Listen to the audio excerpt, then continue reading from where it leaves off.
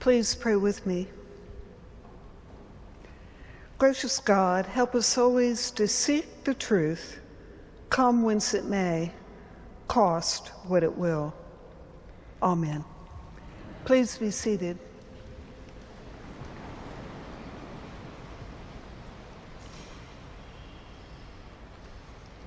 Whoever welcomes you welcomes me, and whoever welcomes me welcomes the one who sent me. That short gospel lesson you just heard concludes the 10th chapter of Matthew, which is known as the Mission Discourse. Jesus is gathered with his disciples and teaching them and praying with them about what it means to follow him. He's preparing to send them out to essentially go and do likewise. Teaching, preaching, healing. And he warns them that it's not always going to be easy. They won't always be welcomed. And that following him does not come without risk. Jesus got his own bit of pushback because he spoke against the oppressive Roman Empire. He was trying to show people another way. That's his message. And welcoming the stranger is a core theological and biblical imperative. We see it replete throughout the Bible, that one of our core tenets of our faith is to welcome the stranger. This morning I want to just lift up a few of those verses just to refresh your memory on how important and foundational that concept is. From the 19th chapter of Leviticus, when a foreigner resides among you in your land, do not mistreat them. The foreigner residing among you must be treated as your native born. Love them as yourself, for you were foreigners in Egypt. I am the Lord your God. In the 7th chapter of Zechariah, render true judgments, show kindness and mercy to one another. Do not oppress the widow, the orphan, the alien, or the poor, and do not devise evil in your hearts against one another. And then more familiar probably to all of us is Jesus speaking in that 25th chapter of Matthew. For I was hungry and you gave me food. I was thirsty and you gave me something to drink. I was a stranger and you welcomed me. I was naked and you gave me clothing. I was sick and you took care of me. I was in prison and you visited me. Friends, these are foundational. They're core biblical and theological imperatives of welcoming the stranger. And yet, that concept of welcoming the stranger seems to be challenged yet again. I confess to you this morning a little bit of a sense of déjà vu. I preached on this passage 3 years ago, lifted up welcoming the stranger and what Jesus taught. And I did so a few days after the Supreme Court had struck down affirmative action in college admissions, student loan forgiveness, and had limited LGBTQ protections. The poor, the oppressed, the vulnerable, previously protected classes in our society. And here we go again. I don't think I should preach this passage 3 years from now. This past Thursday, the Supreme Court essentially ended temporary protection status for Haitian and Syrian immigrants in this country. It made it much more dangerous and difficult for asylum seekers to pursue asylum in this country. I have to say that this is a huge personal and theological struggle for me. I grew up in South Texas, surrounded by immigrants, and considered it a gift. And I was taught that it was a gift. My family and I were in and out of Mexico all the time. These were our neighbors. These were our friends. And then that has been my life experience.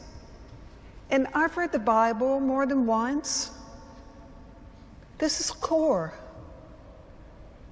To respect the dignity of every human being. Now, I know that the issue of immigration is complicated, and it's incredibly challenging. If it had been easy, immigration reform would have happened a long time ago. But I hold fast that we can exercise our laws in a way that holds fast even to our baptismal vows, to seek and see Christ in all persons, loving our neighbors as ourselves, to strive for justice and peace among all people, respecting the dignity of every human being.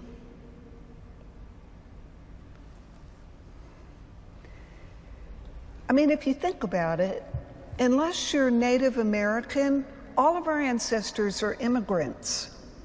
We are a nation of immigrants. Some people may have come hundreds of years ago. Some, like my family, might have been my great-grandparents, and some more recently. But we are a nation of immigrants, and as people of faith, we are called to welcome the stranger. Decisions have consequences. You may have seen the article on the front page of the Washington Post yesterday. It's titled, "Nation Braces for Fallout as Temporary Statuses End. Panic Ripples Through Communities, Nursing Homes, and Factories." According to that article, there are 350,000 Haitians and 6,000 Syrians who may be impacted by this decision that was just made.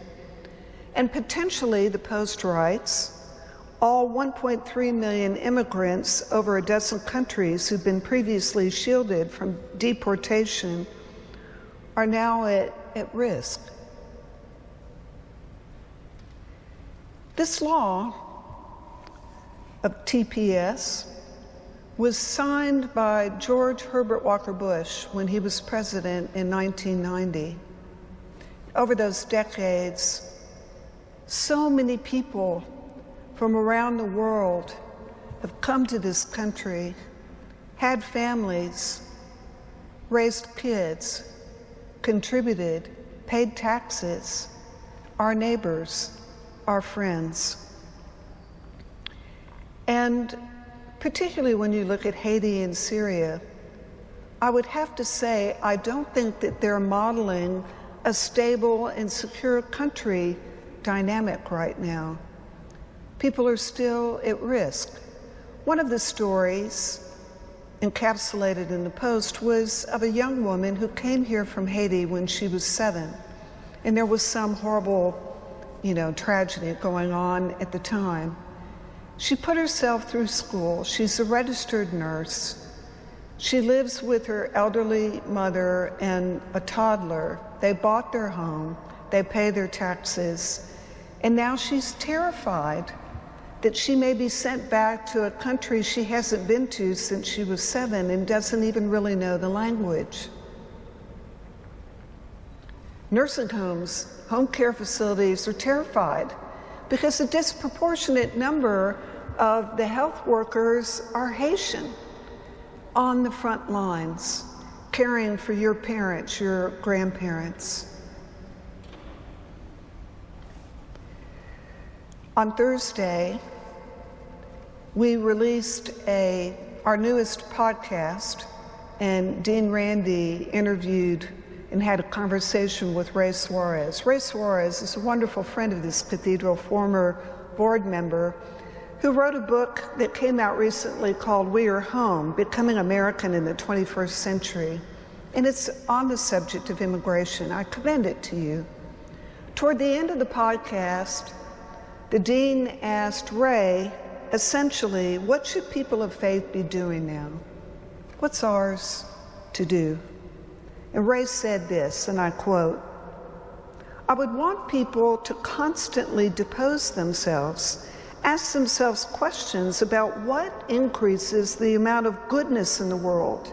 Does this thing that's being done in my name reflect the way I want the world to be? And if not, why not?